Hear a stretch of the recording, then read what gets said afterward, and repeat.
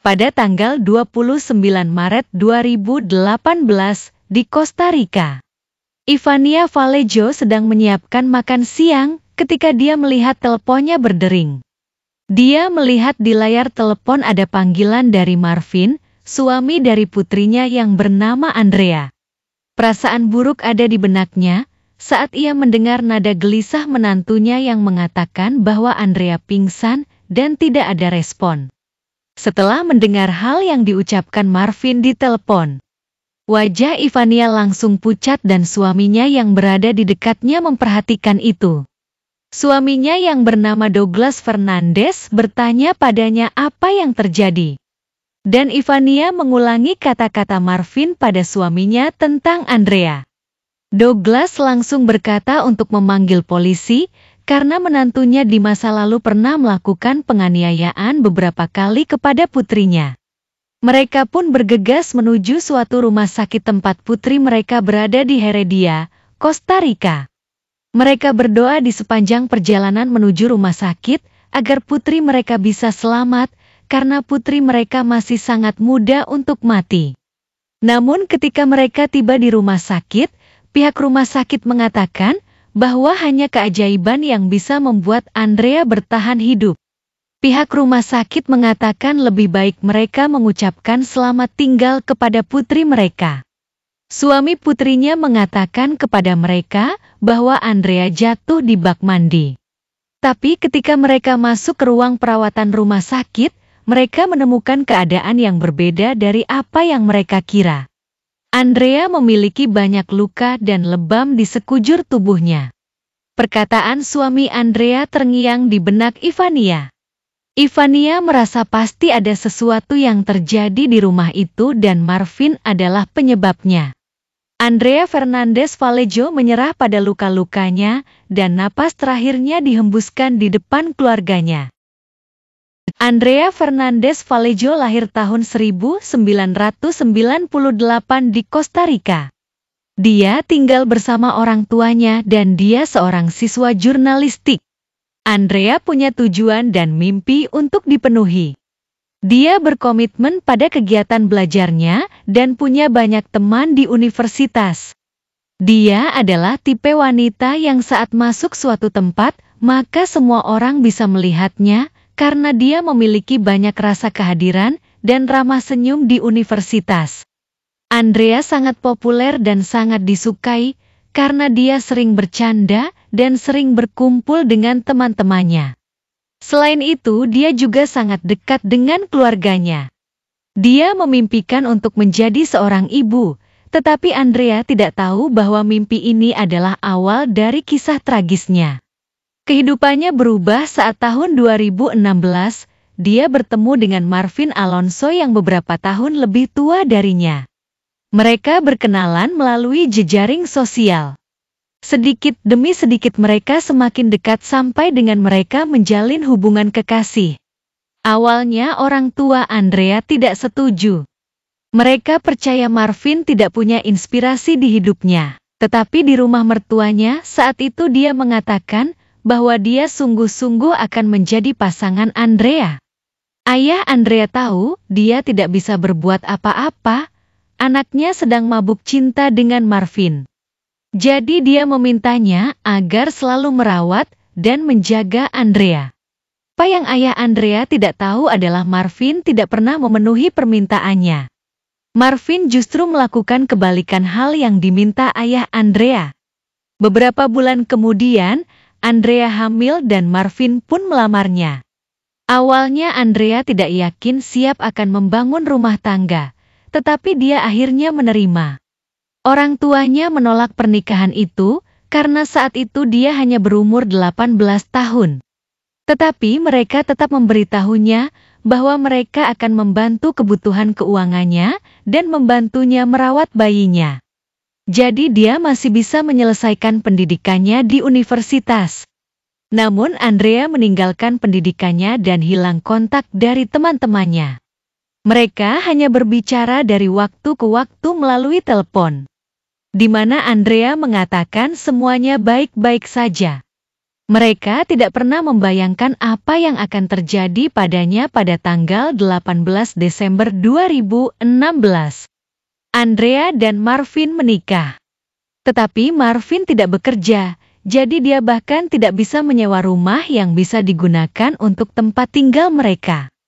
Orang tua Andrea menawarkannya agar tinggal bersama mereka dan mereka hanya perlu membayar $100 per bulan untuk keperluan mereka sendiri. Pasangan itu tinggal di kamar dalam rumah orang tua Andrea, tetapi Marvin tidak pernah mematuhi persetujuan sebelumnya. Dia tidak pernah berkontribusi uang sedikit pun dan mulai ada masalah dengan mertuanya karena dia menggunakan uang yang mereka berikan padanya untuk membeli obat terlarang dan pesta pora. Sedikit demi sedikit mereka mulai mengetahui sifat asli menantu mereka dan kekerasan yang dia lakukan pada Andrea walaupun saat itu Andrea sedang dalam keadaan hamil. Marvin merasa jijik ketika melihat Andrea muntah dan dia meminta istrinya agar menjauh darinya. Ia tidak peduli terhadap kehamilan istrinya dan terlihat seperti menghina keadaan tersebut. Hal itu ditunjukkan dari setiap dia pulang latihan kegiatan silat dan ia mempraktekkan hasil latihan pada istrinya yang hamil. Di mana hal itu sangat berbahaya untuk bayi dalam kandungan. Dia selalu mendorong, mencubit dan memukul dengan dalih mereka berlatih silat. Namun hal itu tidak berhenti di situ saja dan semua bahkan menjadi lebih buruk. Suatu hari pasangan itu mempunyai pertengkaran besar, di mana Marvin memegang tangan istrinya dan menarik dengan keras ke arahnya, tetapi saudara Andrea campur tangan untuk menjaga Andrea. Sehingga Marvin melepaskan tangan Andrea. Saudara Andrea bercerita pada ibunya tentang apa yang ia lihat.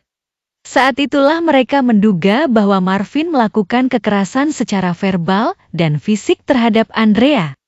Tetapi Andrea sendiri selalu mencoba membela dan membenarkan suaminya. Hal ini hanya membuat masalah baru pada orang tuanya. Mereka ingin Andrea berpisah dari Marvin secepat mungkin, namun Andrea menolak. Pada suatu hari, 3 bulan setelah kejadian itu, saat Andrea baru pulang ke rumah, dia melihat Marvin menghisap marijuana di mobilnya yang sedang ia parkir. Hal ini menyebabkan kemarahannya memuncak dan tanpa ragu-ragu dia meminta Marvin meninggalkan rumahnya. Marvin pun meninggalkan Andrea walau Andrea dalam keadaan hamil dan Andrea pun kecewa melihat kelakuan suaminya. Jadi dalam sisa waktu kehamilannya, hanya orang tuanya yang menemaninya saat kehamilan sedangkan suaminya sendiri tidak bertanggung jawab.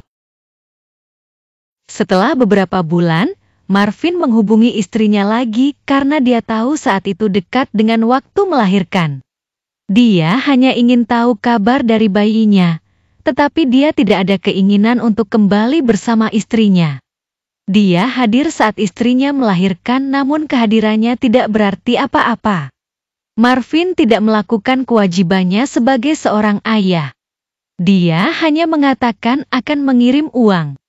Namun dia bahkan tidak pernah memenuhi hal yang dia ucapkan sendiri.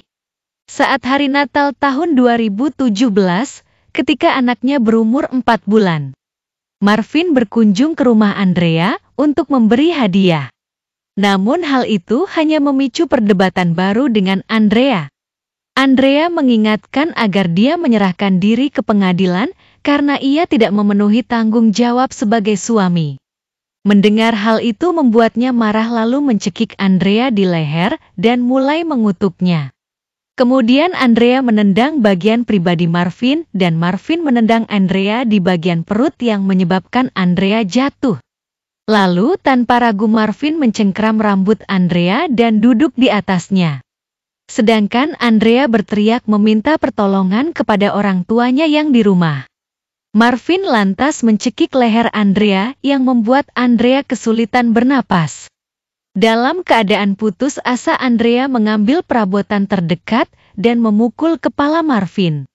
Saat itulah orang tua Andrea tiba dan menolong Andrea. Marvin lalu kabur dan tak lupa ia juga mengambil kunci yang terpasang di pintu untuk mengunci dari luar sehingga mereka terkunci di rumah sendiri.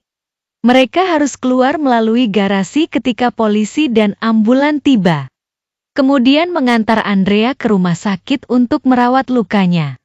Semua tindak kekerasan ini tertulis di laporan kekerasan yang diisi oleh Andrea.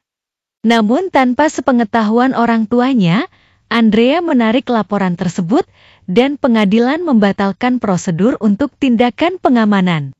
Pasangan itu berpisah untuk sementara waktu, tetapi setelah beberapa waktu, Andrea mengatakan kepada ibunya bahwa Marvin memohon untuk berbicara padanya. Orang tuanya memintanya untuk tidak melakukan hal itu, tetapi Andrea memilih mendengar apa yang dikatakan Marvin.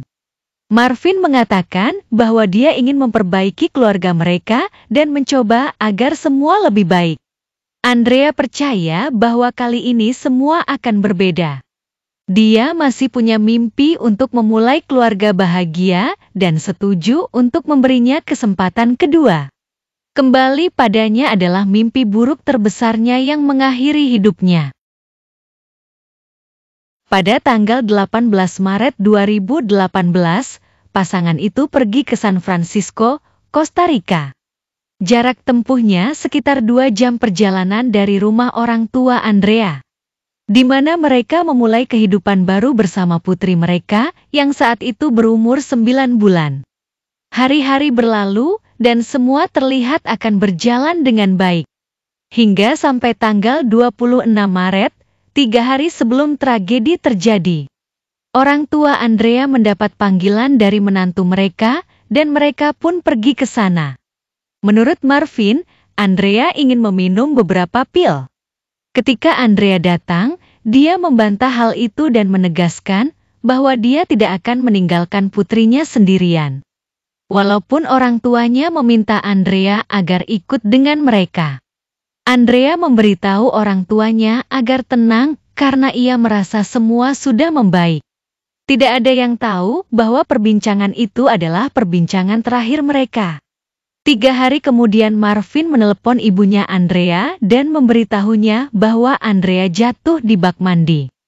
Wanita muda itu dibawa ke rumah sakit. Dia menderita 3 kali gagal jantung dan Andrea ditangani menggunakan alat pacu jantung ketika orang tuanya tiba di rumah sakit. Mereka menerima kabar bahwa dia hampir tidak ada kemungkinan untuk selamat. Tak lama kemudian dia dinyatakan meninggal. Orang tuanya hanya bisa mendoakan agar dia pergi dengan tenang dan mereka akan merawat anak Andrea. Di hari pemakamannya, kerabat Andrea beserta teman-temannya menggunakan pakaian putih. Mereka mengucapkan selamat tinggal di pemakaman. Kejadian itu seperti mimpi buruk bagi mereka. Tidak ada yang menyangka bahwa kepergian Andrea sangat mendadak dan semua orang curiga dengan Marvin. Di antara semua orang yang hadir, Marvin sebagai suaminya bahkan tidak menghadiri acara pemakaman istrinya. Curigaan pun terbukti ketika hasil otopsi yang menyatakan bahwa Andrea dibunuh karena aliran napasnya dihentikan. Namun tubuhnya tidak menunjukkan tanda kekerasan di leher. Kebetulan sekali Marvin punya pengalaman berlatih silat. Hal itu membuat petugas kepolisian menangkapnya untuk kejahatan pembunuhan terhadap istrinya.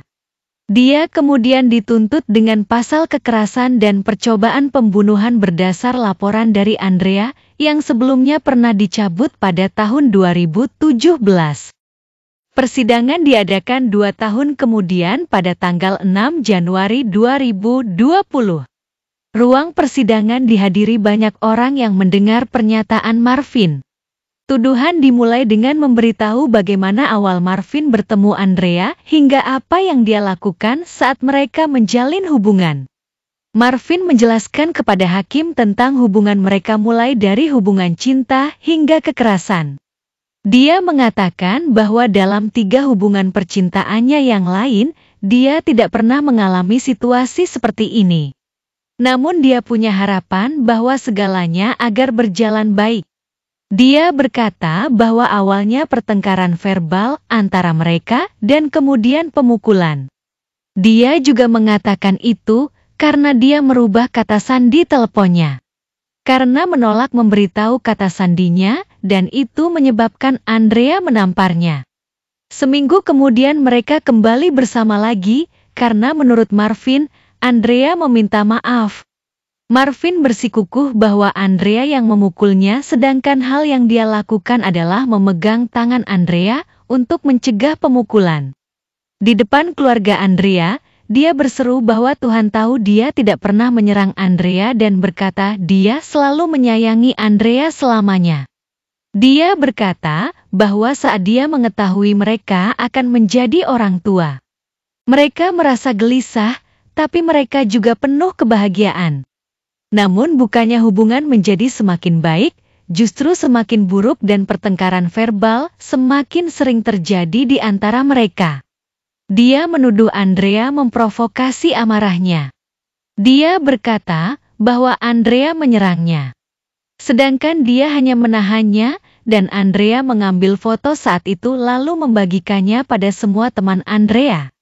Dia juga mengatakan bahwa Andrea pernah memukulnya di hidung, agar dia tidak menghadiri acara sepak bola. Setelah itu dia memutuskan untuk berpisah dengan Andrea setelah kelahiran putri mereka. Menurut keterangan Marvin, hubungan mereka sempat membaik sesaat.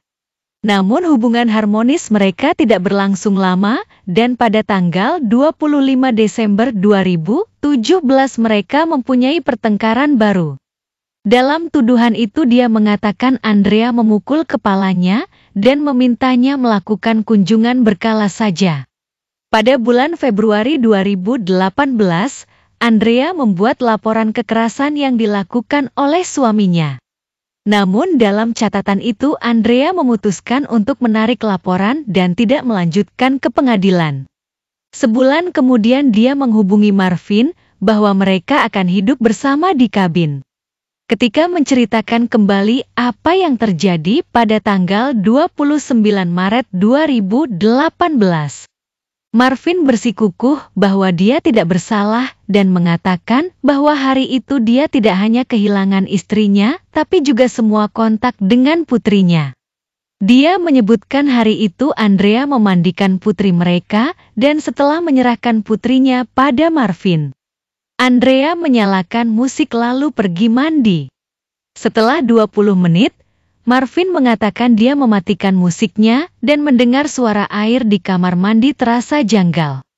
Setelah memanggil istrinya dan tidak mendapat jawaban, dia melihat melalui jendela dan melihat Andrea tergeletak di bak mandi.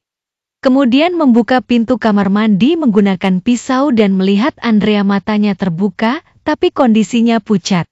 Dia menyadari ada luka di bagian alis dan luka lain di bibir. Andrea sudah tidak bisa meresponnya saat itu. Dia mencoba mengeluarkan Andrea dari bak mandi, namun tidak berhasil dan Andrea mulai menangis dengan keras dan meminta pertolongan. Dia mencoba mengeluarkan Andrea lagi dengan memegang tangannya lalu menariknya keluar bak mandi dan memberikan pertolongan napas buatan. Namun Andrea tidak ada respon. Akhirnya ambulan datang dan membawanya ke rumah sakit. Marvin mengatakan sejak hari itu, mimpi buruk mulai berdatangan padanya. Dia mengatakan bahwa dia tanpa bersalah di penjara selama 18 bulan. Menurut pendapatnya, dia berpegang teguh bahwa ia tidak bersalah. Dia menyatakan di hari kematian Andrea, keluarga Andrea mungkin mengira ia membunuh Andrea karena wanita itu memukul dirinya sendiri, menampar dirinya sendiri dan kemudian membagikan foto, menuduhnya secara tidak adil. Walaupun Marvin bersikukuh bahwa dia tidak ada hubungannya dengan kematian Andrea, keluarga Andrea dan orang-orang yang dekat dengan Andrea tidak ada yang percaya ceritanya. Petugas paramedis yang hadir saat kejadian juga menjadi saksi mengatakan bahwa saat dia kembali ke lokasi kejadian karena ada barang yang tertinggal. Dia melihat kerabat Marvin membersihkan tempat di mana lokasi kejahatan terjadi dan merubah lokasi kejadian. Sebaliknya, saksi yang dihadirkan pihak tersangka adalah Maricel, ibunya Marvin. Dia mengatakan bahwa anaknya adalah pemuda teladan yang tidak pernah menyakiti Andrea. Tetapi penyataannya dianggap tidak berlaku ketika dia mengatakan di pengadilan bahwa dia memberitahu Marvin agar tidak main tangan dengan wanita. Menyadari bahwa dia mengetahui sejarah kekerasan yang dilakukan putranya. Hakim bertanya padanya, apa yang dia maksud main tangan dengan wanita. Dia menjawab bahwa Andrea menyerang putranya dan dia main tangan hanya untuk mempertahankan diri. Selama sidang, beberapa teman Marvin sendiri membantah pernyataan ibunya Marvin. Salah satu dari mereka bahkan mengatakan dia sering melihat Marvin memukul Andrea dengan teknik silat yang telah dipelajarinya. Ayah Andrea bersaksi bahwa menantunya tidak merawat putrinya, bahkan menganiaya putrinya beberapa kali. Dia juga mengatakan Marvin tidak hanya melakukan ucapan kasar kepada putrinya, tapi juga serangan secara fisik. Marvin adalah satu-satunya orang yang mencurigakan dalam kasus pembunuhan Andrea. Jaksa penuntut mengatakan, pada tanggal 29 Maret Marvin menghimpit leher Andrea dan mematahkan tulang lehernya, sehingga Andrea jatuh ke bak mandi, tidak sadarkan diri. Akhirnya setelah banyak kesaksian yang mengarah pada terdakwa, pengadilan menjatuhi hukuman 50 tahun penjara pada Marvin, tuntutan maksimum di Kosta Rika untuk kasus Andrea ini. Pengadilan menetapkan hak asuh anaknya Andrea dan Marvin pada orang tua Andrea. Investigasi juga dibuka terhadap Maricel dan Carla Frenes, ibu dan saudara perempuan Marvin, untuk kejahatan menutup-nutupi bukti kejahatan dan kesaksian palsu. Di mana investigasi itu masih belum ada berita baru yang terdengar. Pihak keluarga Andrea menjelaskan bahwa Marvin tidak pernah menunjukkan sikap penyesalan terhadap pembunuhan Andrea. Ayah Andrea mengatakan dia akan menggantikan peran seorang ayah bagi cucunya, karena ayah kandungnya tidak pernah melakukan kewajibannya sebagai seorang ayah. Ibu Andrea mengatakan tidak mungkin melihat pembunuh putrinya dan menganggap tidak pernah terjadi apa-apa. Mereka merindukan kehadiran Andrea. Walaupun keadilan ditegakkan, namun nyawa putri mereka tidak pernah kembali. Andrea berumur 20 tahun ketika nyawanya diambil dan dia bertemu Marvin hanya membawa penderitaan. Saat dia memimpikan untuk membangun keluarga bahagia, namun yang ia dapat justru kebalikannya. Anak Andrea akan hidup tanpa kehadiran ibu kandungnya, dan ayah kandungnya adalah pelaku pembunuhan. Kasus ini mempunyai relevansi yang besar di Kosta Rika. Akibat dari lelaki yang tidak mempunyai tanggung jawab, melakukan kekerasan terhadap istri, dan suka mengkonsumsi obat-obatan terlarang. Hikmah yang dapat diambil dari kasus ini adalah, jika pasangan suka melakukan kekerasan dan suka mengkonsumsi obat-obatan terlarang, lebih baik tinggalkan saja pasangan itu, karena tidak layak mempertahankan hubungan yang didasari banyak kekerasan. Menunggu sikap orang yang suka melakukan kekerasan agar berubah adalah hal yang sulit dan bisa menyebabkan dampak seperti ini. Jika hanya pertengkaran secara lisan dalam keluarga itu hal biasa. Namun jika pasangan sudah sering main tangan, waspadalah, mungkin itu adalah sifat aslinya dan mungkin bisa berlanjut hingga akhir tragis seperti kasus ini. Sekali lagi, kepada penonton yang hadir, saya menghargai kehadiran Anda. Terima kasih telah meluangkan waktu Anda untuk menyaksikan video ini. Jika ada kurangnya, saya mohon maaf. Kami menghargai kritik dan saran Anda di kolom komentar. Dengan hormat, saya juga mengundang Anda untuk mengikuti saluran ini untuk melihat video selanjutnya.